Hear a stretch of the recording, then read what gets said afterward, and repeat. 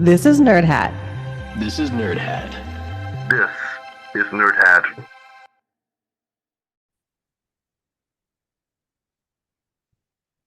Hey, bitches! Nerds. Nerds. Nerds. Nerd persons. Assorted. Well, no, I messed up my greeting. Sorry, guys, we're tired. I'm sorry. I didn't start that very well. Sorry. Well, I think your ritual is that you change it up every time. I do, but I'm not good on timing. Podcast might be a little explicit. Oh, sorry. Yeah, we can leave off the cussing for The this profanities. episode. Yeah. We do have quite a few episodes actually that don't have any, or at least very minimal. It just depends sometimes on the guest or the day. Yeah, like I know on Spotify, I think individual episodes you can set it to whether it's explicit or not, but some podcasting platforms that you post to, you have to rate the entire podcast as either explicit or not explicit. Like on Apple, I think is that way. But anyway, you didn't come here for a podcast business meeting, fellow nerds. We came to talk about the new Ghostbusters movie. My least favorite series of all time. Oh, those are fighting words for Will. Sorry, buddy. If he were here, he would slap you with a glove. A black latex glove. Ha ha ha. Ha ha ha. Don't know what that means. So Laura at the theater, if you can imagine this, like I was sitting behind Will and his companions, the North Carolina Ghostbusters. Is it Association of North Carolina Ghostbusters, or like what's the official name? Central North Carolina Ghostbusters. There is a North Carolina Ghostbusters, but that's not us. We're one word different. Okay. Do you we only claim the female triad? We're one word different. Do you let's see. I saw a documentary pop up on I forget which streaming service, but called Ghost Heads. Do y'all also refer to yourself as Ghost Heads? Yes. Nice. I'm gonna get a drink. Okay. Not have it here then. Yeah, just don't spill it. Anyway, yes, Ghost Heads is the term for Ghostbuster fans. It's a popularly used nickname. Now my dogs are in here. Your dog's in there too. Yeah. Yeah, well, that's okay. We've got quite a few podcasts with my daughter talking in the background, so I think our audience will be accustomed to background noise by now. Anyway, getting back to the day of, like on Saturday. So Will, from what I understand, your Central North Carolina Ghostbusters were invited to was it be out in front of the theater in full Ghostbuster regalia for a few hours, kind of to promote the film, right? We were actually inside the lobby. Inside, okay. And yes, we set up a table. We passed out posters that Sony actually gave us about 600 posters for free. Yeah. One of my group members, Austin, contacted the Sony and actually just gave them to us, and that was really awesome. Yeah, man, that's free marketing for them. Just, I mean, aside from what it costs to make the posters. Yeah, that's cool. That's cool. Well, nice. We'll have to maybe we can post one of those to our Facebook page. Oh yeah, if you got like a picture of it. Yeah, we've got several photos. So what was the as you guys were hanging out, were you all talking about the film, your anticipation of it, spoilers you may have heard or not heard, things like that as it was leading up to seeing the movie? Well, there was the trailer, which was deceptive because the trailer showed a bunch of red coats that don't get worn in the film, and the trailer says all the ghosts they've ever caught will be unleashed, and you're thinking, oh, we're actually going to see all the ghosts they've ever caught unleashed, and they're going to have to fight them. And there was just a bunch of scenes in the trailers that didn't make it into the movie. That's all. That does happen sometimes. Sometimes they release the trailer before final cut, final editing of the film, and or maybe they have an audience testing, and the initial audiences that test for it don't like certain parts, and they take them out or replace them. Yeah, it just happens a Right. lot. Happens a lot in the movie industry, from what I understand. Sometimes for good, sometimes for bad. And this film was made during the writer's strike or whatever that was called. And, Ah, I heard that they did additional filming after the strike was over. yeah, I was gonna say because once the Screen Actors Guild joined, the actors wouldn't have been able to participate, so they probably had to pause. Yeah.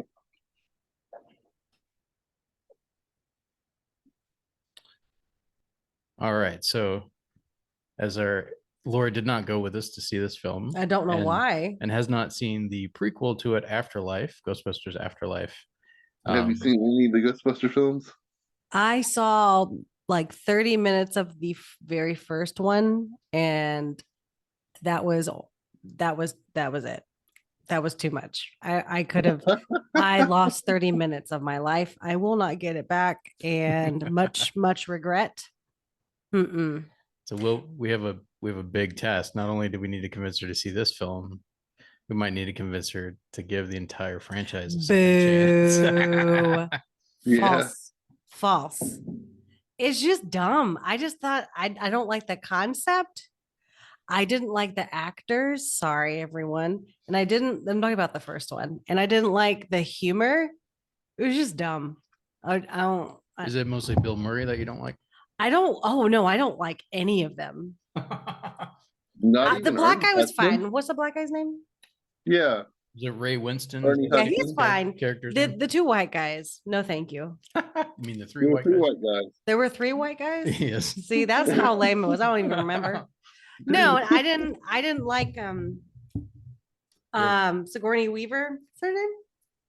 Oh, like when after she gets possessed by the demon. Yeah, no, thank you. Goes sexy demon. Yeah, it's just stupid. It's just stupid, and I felt like it was a waste of my 30 minutes. Anyway, that's where I am with it. Well, what do you have to say to that? These are fighting words. I don't know. I mean, I challenge you to a duel. Streams at 12 o'clock. Ooh. Don't cross the streams. No. I don't understand you people, but that's okay. I'm open to having my mind change. I just don't want to see the first one. The first one looks so dumb. Just so dumb. I don't like the way women are depicted in like 90s, 80s. 80s, and 70s. No, in cinema. I don't like it. Sigourney Weaver's character was pretty strong, I thought. Is it because she got too. like flirtatious and kind of sensual? So it's No, I was talking to Laura. Is that why you didn't? Did you even see that part? It's mostly the humor that just turned me off, and like the silly flirting between Bill Murray. And I'm like, just like, this is stupid. That's true. I didn't like most of that myself. I didn't like any of the characters. Like, I wasn't hoping they would succeed. I was hoping the movie would end. Yeah. So that's where I am. Well, this one does have Bill Murray in it, but not very much. I don't hate him. I don't hate him. I just didn't like he's in about 5 minutes of it, maybe 10, maybe 10 minutes. Yeah, he just pops out of nowhere. Yeah, he has a brief scene, and then he's there obviously for the ending as they're fighting the big bad. So Will, should we jump into telling you what this one's about, or should we recap what the prequel is? What do you think? Do you want to hear what the prequel is about? Are you talking to me or Will? You. Me. Well, can I tell you what I think it's about? Sure. People capturing ghosts. The end. Like, I mean, it's, yeah, that's it. I think, Will, you want to give her a brief synopsis of the Entire franchise, sure. Well, I You was have thinking, 3 minutes. Go. I was thinking more of the last movie, where you get introduced to the new characters, like Paul Rudd's character, and I need to bring up IMDb because I know I'm going to get character names wrong. Although I'm guessing most of them will. Gary Grimerson. But yeah, but Paul Rudd is in both these movies. Do you like Yes. Paul Rudd? Do I like Paul Rudd? Mm-hmm. I think when you ask me questions, you should make like a side eye glance because I can't. I'm like, there we go. Do you like? Yeah, Ant-Man? I think he's very funny. He's very funny. Well, he's in these movies. He is. Yes, Yes, he's and in this one and the last one. Okay. he turns into a dog. Yay. Oh yeah, because the last one was very much. It kind of went the route of like Rehash. Jurassic World, where it echoed some elements from the first one, right? Yeah. The I think very first one. I think the original villain, the original demon, comes back too, right? Doesn't it? Yeah. Gozer. So I don't understand why are there ghosts and demons and monsters? Oh my. When paranormal activity rises, when god level threats start to break the threshold between our reality and the next. Okay. They Okay. the presence of a level 7 demigod empowers the local paranormal entities, making them more active and more common. Okay. What's with the teeny tiny mini baby ghosts with Oh, the sailor hats? The little Stay Puft Marshmallow Man. Yeah. They are manifestations of the presence of Gozer. Okay. So are they leftover Gozer in this film, the new film? I guess so. It's not really explained why they came back. Yeah, or remained, whichever the case. The basic reason why they came back the is character. because marketing wanted them. I think the character podcast, didn't he say he brought one with him or something? Yeah. From the previous locale. Oh, by the way, this is just a very brief description of the previous film. Is when a single mom and her 2 kids arrive in a small town, they begin to discover their connection to the original Ghostbusters. I think she discovers that she's a descendant of one of the original Ghostbusters, or that he was a Ghostbuster, I should say. And then the secret legacy that their grandfather left behind. I should have said class 7, not level 7 earlier. Ghost heads will correct me, no doubt. Which one of the Ghostbusters procreated? Egon The Spengler. nerd. The what? The nerd. Okay, but all of them are. So The like guy, which one? well, the guy with glasses, that's like the The scientist, nerdier the nerd. engineer. Oh, the nerdiest nerd. Okay, okay. I wouldn't call Bill Murray a nerd, and he's like more like a con man, honestly. At least that's how he starts out in the first film. He's like a pseudo psychologist. He got Egon to do his homework for him.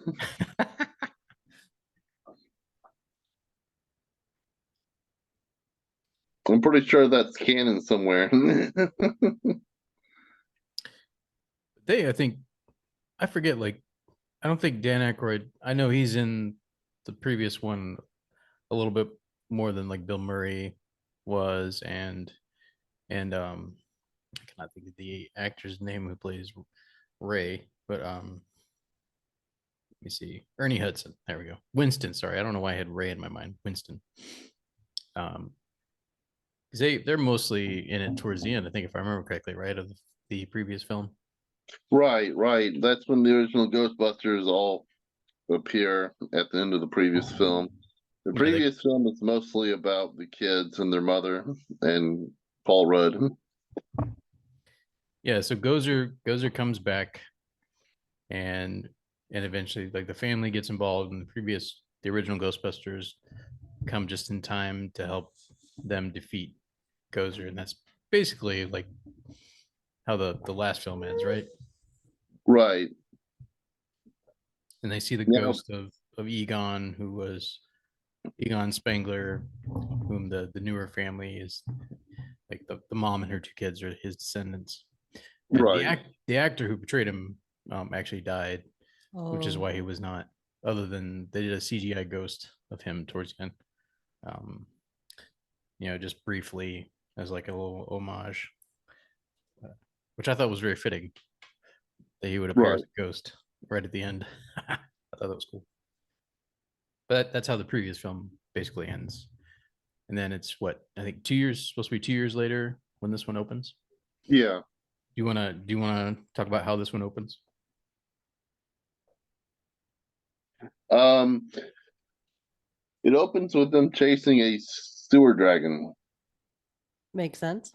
through the streets of Manhattan in their car. No, I'm sorry, it doesn't open that way. The next scene. It opens in about like 1902 or something like that, when the original firefighters from Hook and Ladder firehouse go out to investigate a frozen room in the middle of July or June or whatever. Yeah, and they they've been called to this emergency that occurs, and as they get to the door of this conference room that's in the building, like they touch it, realize it's like super cold, and when they open it, they see it's a pretty horrific scene. Like this is definitely like the most horror. Like there's some horror elements in the movie. This initial scene kind of pulls you right in. It's like the entire room of frozen people. They're like frozen in motion, like recoiling back from something. And there's the ice spikes, I think, right in the room as well, coming up from the floor. At the front, Wait. You're looking into the chest and seeing this? I missed no, something. they opened the conference room. The The conference firemen opened the room. doors to this Okay. conference room, and there's a table with men all around it, and all of them are frozen. Oh, okay. And at the front of the room, and this is kind of the creepiest part. At the front of the room, one of them is playing a recording, like one of those really old style recordings, like not even before they had records. They had like the cylinders. They would, and you had to turn the wheel in order to play it. Yeah. So he froze and his hand broke off, and the wheel is still turning. What? With his hand on it. Oh, cool. And but you see one person who is still alive, and she's holding this like mystical sphere. And yeah. I like chopped off frozen hands. That sounds fun. So that's the introduction to the sphere. I thought it was a pretpretty good opening. So this how'd is you feel this about is it, in Will? 1904. 1904. Okay. Oh, 04. Okay. It's only 2 years off. Yeah, you don't even close. What happens after that? Shenanigans. Shenanigans. Okay. We go back to the present, and that's when we are introduced to the sewer dragon. The sewer dragon. Okay. Who is there? And it's being chased by who? The Ectomobile. The what mobile? Ectomobile. It's like the Batmobile except Ghostbusters. I see. Okay. Yeah, and the family, who had kind of come together. Well, you have the single mom and her two kids who are descendants of one of the original Ghostbusters. And then Paul Rudd, who is the science teacher of one of the kids, and he ends up falling for their mom, and they start dating. And in this one, they're I guess they're getting more serious. They're not married yet, but they're living together, I think, but they're all also fighting because they kind of came together at the end to help fight ghosts together. So now they're like officially being Ghostbusters. You have Aw. Gary Gruberson, Callie Spengler, Trevor Spengler, played by Finn Wolfhard from Stranger Things. He has beautiful hair. And- like Timothy Chalamet and this little boy, this little man Yeah. child have like the most lush, striking black locks. It's not fair. It's not fair. It's not fair. Mm-mm. Then you have Phoebe Spengler, who's like their super intelligent like almost genius level daughter. Definitely got her grandfather's like engineering and science acumen. So then they're chasing the sewer dragon that Will was talking about, which kind of looked a little bit like almost like a Japanese dragon to me, just a little bit. You know, that long flowing tail. Yeah. Wait, so they're chasing the dragon. Why are they chasing it? Like, is it their family business? Because I don't like, I remember from Yeah. the first one, they were like, let's start a business on chasing things. So that's what they're doing. Yes. And wasn't It's like, a- was it Dan Aykroyd's character that kind of started the original group? I was trying to remember, or was it him and Egon together? and Bill Murray, but Bill Murray's character Peter had to be convinced. I forget yeah. why did they ask him to help. I don't even remember from the first one. They were friends in college before they graduated and became professors. Oh, okay. There's some backstory not mentioned in the films. Anyway, Bill Murray's character may not really believe in these things, but he uses it as a con man. He gets easy money from the college because of grants, government grants, college grants, in order to carry out experiments, trying to prove psychic phenomenon like telekinesis, telepathy, things like that. Meanwhile, Egon and Ray are chasing ghosts, and he doesn't even believe in ghosts until they find one at the New York Public Library in the first movie. Oh, Then yeah. at that point, he becomes a believer, but it's really kind of deadpan. It's like, okay, ghosts exist, sure, why not? Oh yeah, and she made a little cameo in this one, Oh, like yeah. the ghost from the Yeah, library in the first film. She made a little cameo because they have to go through the New York Library at one point in this film as well. What's the point of this movie? Like, I get from make the money. trailer that it's cold and there's a big monster with red eyes that wants to freeze everything. Like, what is it more complex than that? Well, he's like, do they say if he's a demon or not? Because he's like, he's ancient, right? So he had been. Because they tell his story at one point in the film. Well, they call him a phantom god in the film, or whatever a phantom god is. I don't know, god of phantoms. I'm not sure. Yeah, he was like helping a king to like conquer and win battles and such. And then I think at some point, I forget that I don't know if the king just like I don't need you anymore. I was trying to remember how the story went, or he got mad at him for some reason, and yeah, a fight ensues, and these um, fire masters, right, are able Yeah, to imprison the phantom I god in the little sphere that we see at the beginning of the. yeah, I think I think what it was is that the uh, Garaka, the phantom god, was controlling ghosts in order to help the king win military victories. Um, but he grew afraid of Garaka, that he was too powerful, and was afraid that Garaka would overthrow him and his empire. So he had the fire masters um, attack Garaka and tear off Garaka's horns and steal him away in that brass orb.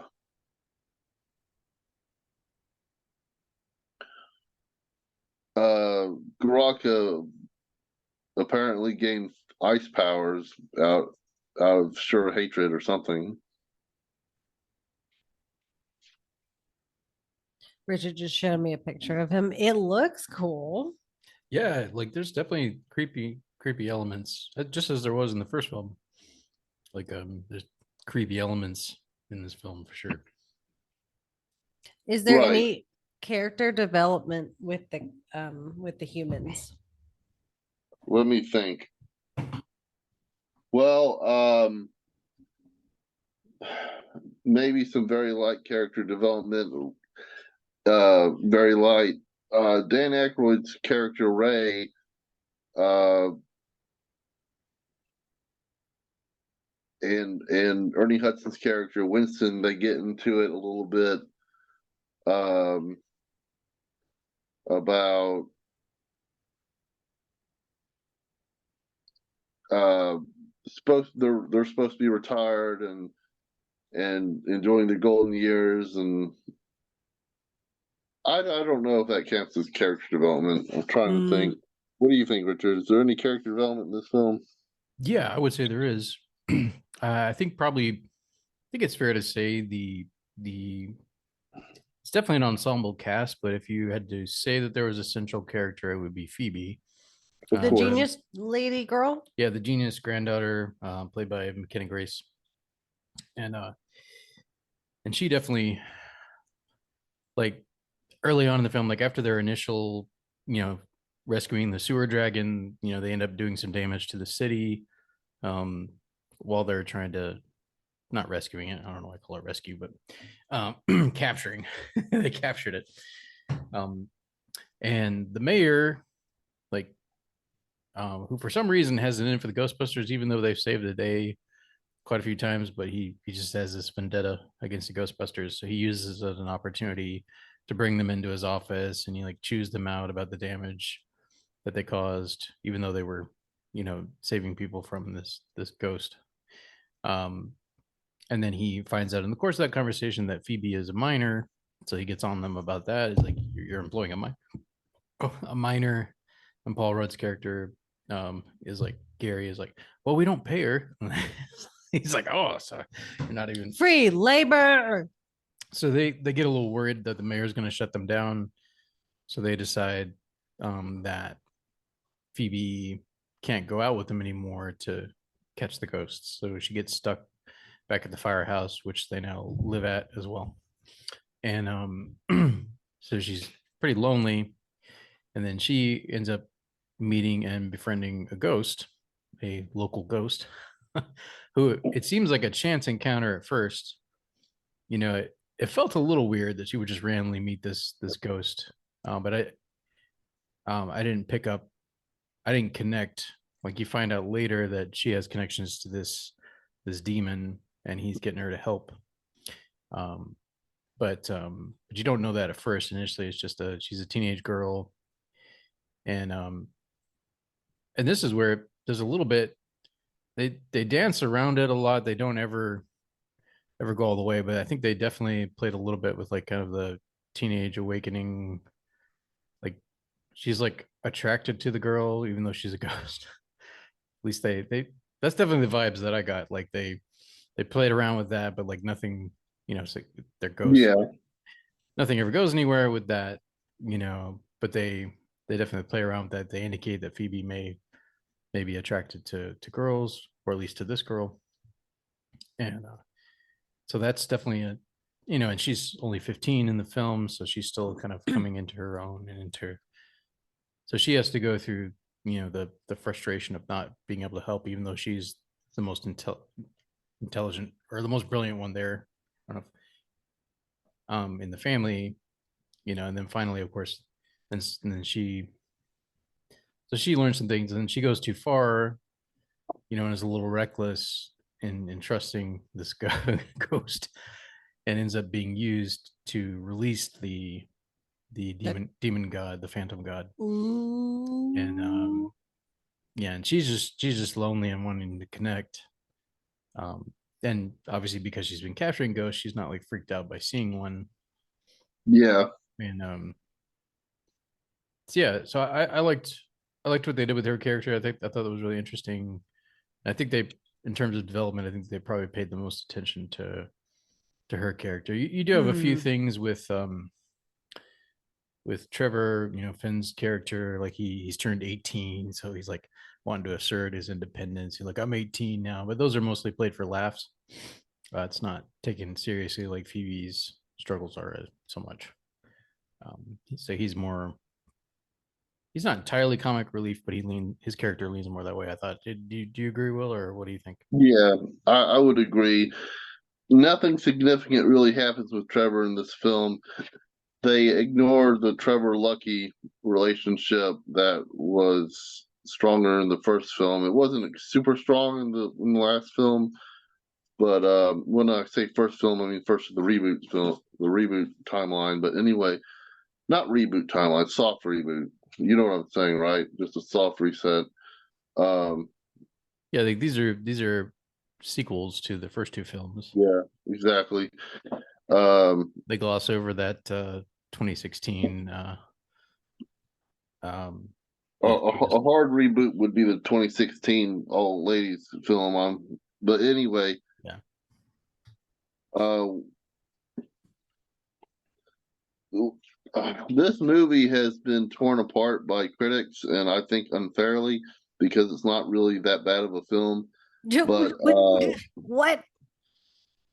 but I will say that one of the points that they make is accurate is that there are too many characters being juggled in this film, um, which is fine for what it is. The film does what it was supposed to set out to do, but a lot of the characters don't get enough development or screen time. Hmm. What do you think? I thought I mean, they did a good job with that. Like, yeah, I feel like they balanced it fairly well. But yeah, that's my thinking with the strongest emphasis being on Phoebe, I think. But yeah, but I feel like every character gets like the other characters I felt get relatively equal screen time. So for an ensemble cast, like, yeah, I thought it did a pretty good job with that. Yeah, you're not going to be able to give full narrative attention to all of the characters when you have an ensemble cast. But I thought they gave pretty equal amounts, with the exception of Phoebe, who was more of a, which you needed at least right. one person to be a little bit more of a focus, which she was. And um yeah, so I thought they did pretty good with that. I guess what I'm trying to say is that they definitely balance the main characters, but there are some characters that aren't very central to the plot that get put on the back burner, like the Lucky character. I guess that's what mostly I mean to say. I don't know. Yeah, she didn't get, I don't think, as much screen time as she did in the first film. No. I think the Um, little kid podcast gets more. yeah, and he barely gets any screen time really when you think about it, not compared to the first film, but definitely gets more than Lucky. Um, Speaking of Lucky, in the trailer she actually dies, What? but they cut that out of this film. Maybe test audience didn't like it. I don't know. Did it show her dying or just freezing partially? Because several characters partially froze and then got thawed. Well, that's true. That's true. Well, we all thought she died because Ray Stantz, Dan Aykroyd's character, says the last thing you see is your tear ducts freezing over before you die, and Uh, that's what was happening to her in the trailer. So her tear ducts started freezing over. oh, I see. I see. Yeah, well, it may be that they originally intended to kill her, but yeah, it could be that was like too much of a downer for the audience. They're like, Yeah, boo. Yeah, and I feel like at least in this film, she wasn't central enough to the film. Like it would have hit a little bit, but I don't know if I would have cared a whole lot about her character dying. Like maybe a little bit.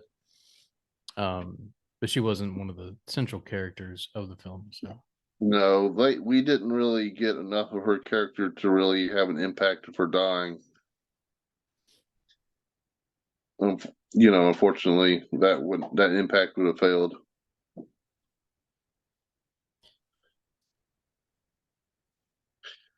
So as the film continues, the big bad does escape, like we said, and freezes New York over. And then we Why have is it doing that? uh, Garaka has a um, ambiguous maybe ambiguous isn't the right word, but because one human king betrayed him in the past, he now hates all humanity and just wants to kill everybody on the planet. Oh, okay. Yeah, he's pissed off. He's like, Mm. Yeah, been stuck in humans this are bad. ball for 5,000 years. Jerks. Humans bad. Kill all humans. Tore my horns off my head too. On top of that. Ambiguous wasn't the right word. Maybe unreasonable was the right word. I don't know. Mm. But I guess when you're really angry and you also have a lot of power, not a good not a good combination. yeah. So you know what? The first thing that Rocket does when he gets out of the ball before he freezes New York over is he goes to a tobacco shop called Firemaster and kills the employee there. Oh my goodness. Yeah. I guess I don't know if it's meant to imply that he's looking for the Fire Master. Because I think that wasn't that like the name of the convenience store or something like Fire Masters? Yeah. So he's like looking because that's who imprisoned him 5,000 years ago. So he's like, where are they? Yeah, which we do eventually get introduced to a man who is a descendant, which apparently they've been fire masters who've been keeping this god imprisoned, generationally. And Camille Nanjiani plays Nadim Razmati, Mm-hmm. whose grandmother was the last one. And we find that she has this like special room inside their apartment that's like was like in part to imprison the guy. But then after she dies, which apparently he wasn't listening or she really failed to teach him how serious it was, because he tries to he does sell the artifact, thankfully, to somebody who knows at least a little bit about it, like Dan Aykroyd's character, Bankman, right? Peter Bankman. No, Ray No, Stans. wait, that's Bill Murray. Sorry, Ray Stans. Cardinal sins, Apologies, Richard. Cardinal yeah, sins. apologies, Ghostbuster fans. I have seen all the films, but I'm not a ghost head. I wouldn't refer to myself that way. But yeah, Ray Stans. So, but yeah, did it feel to you like he was a little careless with that? I feel like he and Winston both were a little careless with that artifact, given how much of a reading it gave off. I'm like, Yes. I feel like they should have been a little more cautious. With that kind of reading, I think they were not nearly as cautious as they needed to be when they tried to extract the ghost from the orb later in the film. Yeah, and for some context, like Ray Winston, like in the intervening years between the original two films and these, like he's built up I guess he's a businessman, he's built up a company, and he's been in the process of building a much bigger like ghost catcher, and like experimenting with trying to understand and study capturing and studying paranormal creatures and ghosts and whatnot. So he's been working on that for a while, and that's his lab is where they take the orb to, and ultimately Phoebe though is the one who gets kind of tricked into helping to release the god, the phantom god.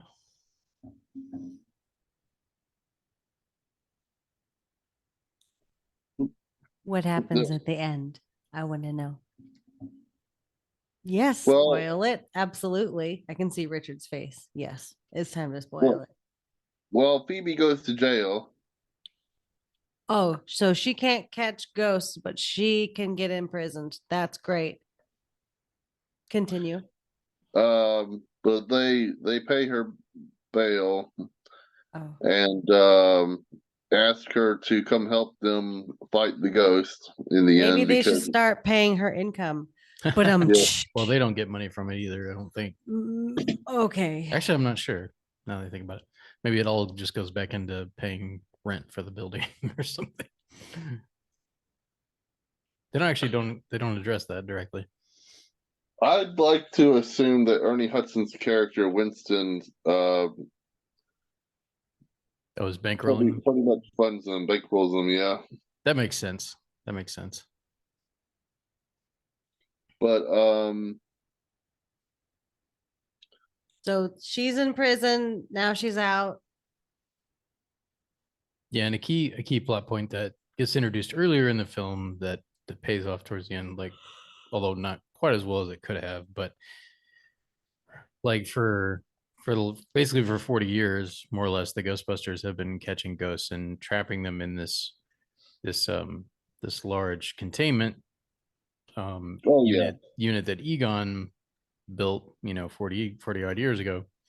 And it's been filling up. And Wait, it's been 40 years since the original Ghostbusters? yeah, No way. 1984. Dang, babe, that's as old as you. Wow, that's amazing.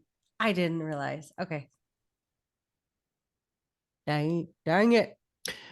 But yeah, it starts like they have some problems with it early on in the film, but then as the orb, Yeah. once Ray takes the reading with the orb, earlier on in the film, that starts some process. Like it awakens the god a little bit, but he's still trapped in there, but he's kind of awake now, and he's like talking to other ghosts in the area, and it kind of makes a little earthquake happen there at the firehouse, which we find out as well, which I guess this was addressed in the first film too. I think right where it's like right where the firehouse is like a hub of is like a gateway or something that they're guarding, kind of thing. Wasn't something like that, or a hub of spiritual energy, that kind of thing, like right there at the firehouse? Do you remember, Will?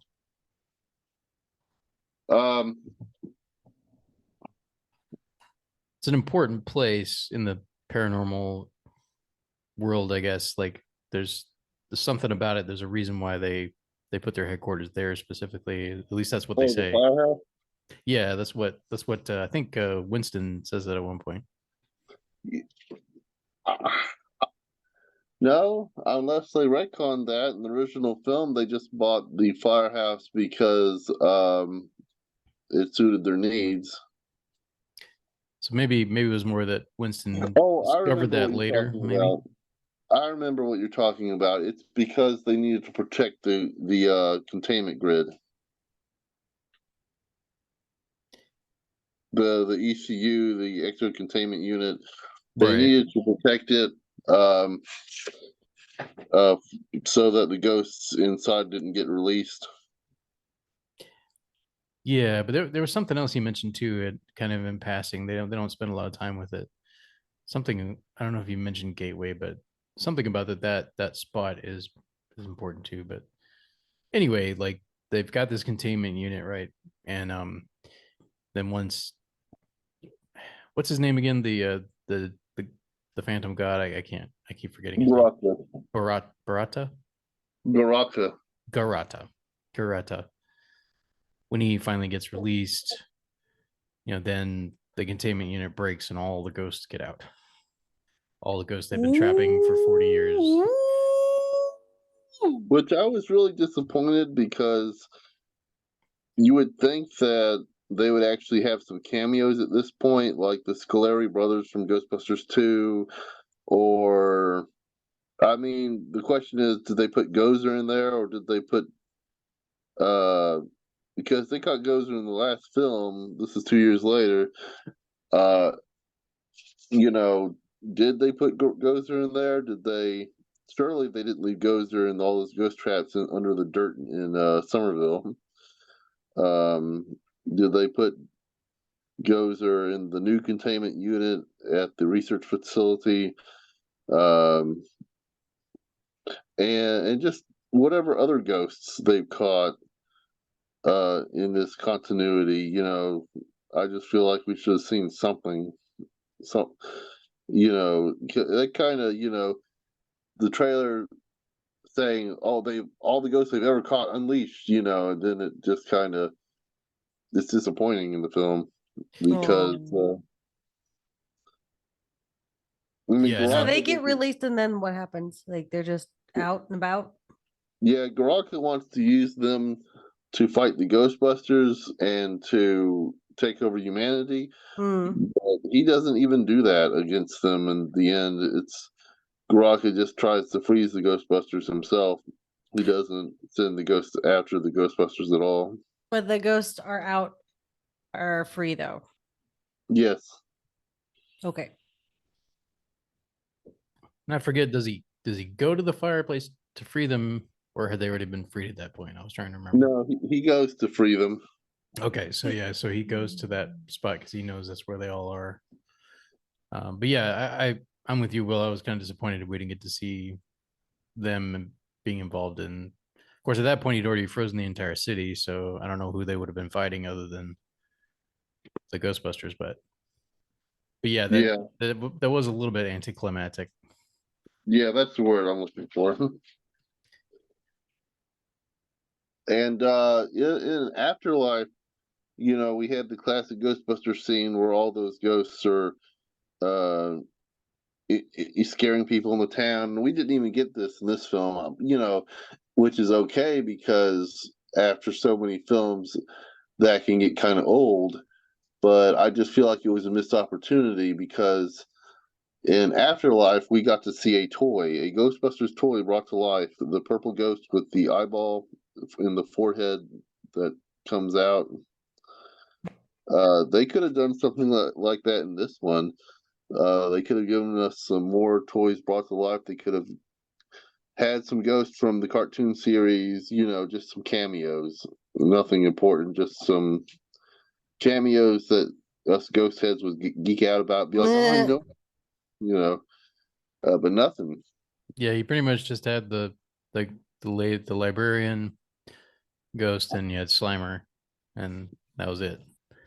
Yeah. Ghost cameos. Um, now I'm guessing though part of the reason they had all of them escape is that if there's going to be another film after this, That's what I was thinking. I'm guessing they're going to be, or Oh, even a yeah. series, like maybe even a series is in the works where they're going to be going around catching all those again. Yeah, they're working on a cartoon series right now, but I don't know what it's going to be about. They've thrown around ideas of being a post-apocalyptic show, and I don't know what they're going to finally settle on. I hope it follows the movies instead of being post-apocalyptic. I just think that would be hard to relate to. I could I get it. like post-apocalyptic. Yeah, I could It's get fun. into that. And you don't see too many cartoon series that deal with that kind of stuff. But yeah, like you'd have to find ways to continue narratives and stuff. Like I guess with the ghost running the planet, or like the ghosts and demons running the planet, basically, because there's been a Yeah, great apocalypse and there's just a few humans left, maybe like a Walking Dead type thing or something. yeah, that's basically what it was said that they might do for the cartoon, but we'll just have to wait and see. I think it's going to be on Netflix. Cool. I'm looking forward to that.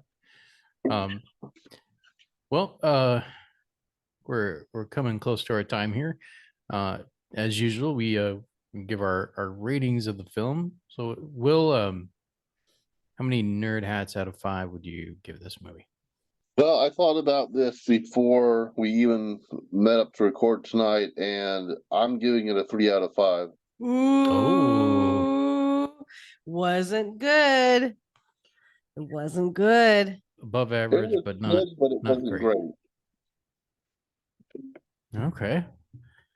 Okay, so you're going lower than me actually for this one. Um I'm thinking 3.5. Like I'm also comparing it somewhat to how I've been reading films recently. So I gave I think 3.25 to, or no, I think our aggregate score was 3.25 for Aquaman.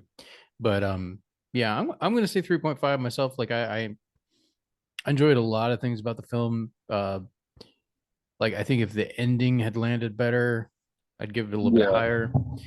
And yeah, it was a little bit anticlimactic. Like the fight with the big baddie wasn't quite as satisfying as I was hoping for. And I think they also, pacing wise, they took a little bit too long to get to the big bad, or at least they didn't have enough of a build up. Maybe that was part of it. Like, um, but overall, like I really enjoyed it. I enjoyed the experience. Uh, I think I enjoyed the time with the characters, and thought the effects were really good.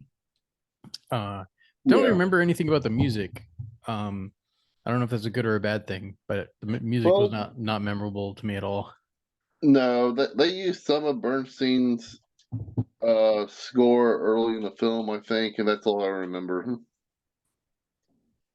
Yeah, I'm gonna say 3.5. Like it's good, but not great. And I enjoyed it, and it's rewatchable. I would watch it again at some point. And this has kind of made me want to go back and rewatch Afterlife, Yeah. which I also really enjoyed. Yeah, I would score Afterlife a little higher, maybe a 4 out of 5. Yeah, I think I would also score it higher, like kind of in that ballpark, or a 3.75 at least. But yeah, this was not narratively. Yeah, it was just lacking a little bit, and a lot of that had to do with the ending, I think. Yeah, and should we give spoilers about how it actually ends? Yes. Why not?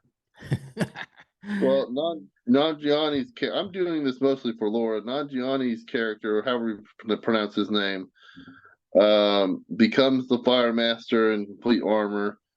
Um, Ooh. the Phoebe character dips her proton pack parts in brass, so it carries brass particles with it. I don't know. That And brass was something they were able to imprison the god with yeah, in the first place. So yeah, she did the power coils or whatever in brass. So yeah. Oh. so I'm confused why basic fire can get this guy, but a proton stream can't. But whatever. Anyway, Well, I guess in his hands, maybe it's not just basic fire. Maybe it's because he's like inherited something special. But I don't right. know. That one would think anyway, because otherwise they could just use flamethrowers, right? Yeah, but well, the two of them work together with the original Ghostbusters, who reset the containment unit and sucking the ghost in and somehow sealing itself back up. Oh, okay. Um, Oh, and an and important. Sorry, uh, we're gonna talk about the Oh, I didn't get her character's name wrong. Let me see if I can find it. Melody, the ghost. We can talk about what oh, her part, the part that she played at the end. well, she's been working with the big bad because she thinks that when the big bad ushers in the age of ghosts, that she'll somehow meet her family again, who Yeah, she tragically accidentally killed. she tells Phoebe earlier on in the film that she's been unable to move on to to move on to go be where her family's at, in the afterlife. And Phoebe, I think, tries to tell her is like, you probably have that power yourself to move on, but she doesn't believe that, and is hoping that the Phantom God, like she's tried to move on in different ways, but she's hoping that the Phantom God, like Will was saying, will help her to go see her family or be with her family. Crossover, I think, is that how she put it? Yeah, like Casper the movie. That's what I keep going back to that in my head. Like, Nice. yeah. You do know that's in the Ghostbusters universe, right? Is it? Yeah, Ray Stans is in it. Dan Aykroyd. Oh. Oh yeah. But so at the end there, when Nanjiani's character runs out of lighter fluid, she strikes a match to help him take down Garaka. Yeah, and it's a special match because like apparently for ghosts, like they're people that have been left behind. Usually, it's a because of a tragic event, and for her, she was burned alive in a fire. Oh. And but there's usually an object that ties them that they're kind of tied to, and hers is a little matchbook with one match.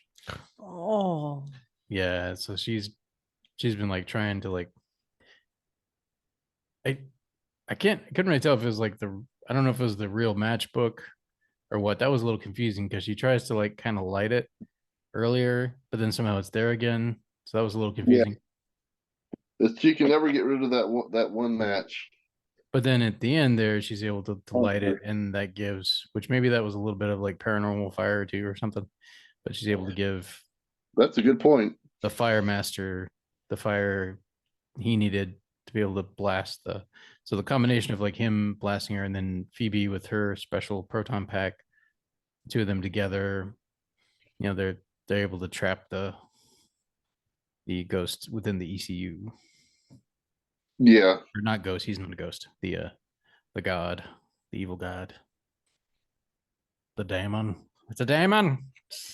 Daemon. So, Laura, Yeah. would you watch it? Reluctantly, I would not ever see it in IMAX. Oh no, Never I again. I don't think I I don't think I'm even- ever going back to that IMAX either. Even if it was fancy IMAX, I still wouldn't go see it. No. But no, I'd go. I'd give it a try. I'd give it a try. Reluctantly, I'd give it a try. Well, I do own a copy of the prequel Afterlife, so maybe we can watch it together sometime. Maybe, yeah, we could. Okay, fine. Yeah, that's Yeah. okay. It's enjoyable. Wait, what's the what year was that? Did that come out? 2021. Okay. Okay. I'll try. Yeah, I've got it on Blu-ray. Bought it at You I think would. Redbox, I think. So you can Okay. get movies for like $4 sometimes at Redbox. But anyway, well, cool. Well, that's our view of Ghostbusters. All right, I'm gonna get the name wrong here. I feel bad. Ghostbusters Frozen Empire. That's what I was thinking, but I was like, I know I'm gonna mess something up. But yeah, Ghostbusters Frozen Empire. So thanks for joining us, nerds. Until next time, live long and Sayonara. prosper. Oh, okay. Well, you have to say that again. right. That wasn't good. Live long and prosper. Sayonara. Good night. Good.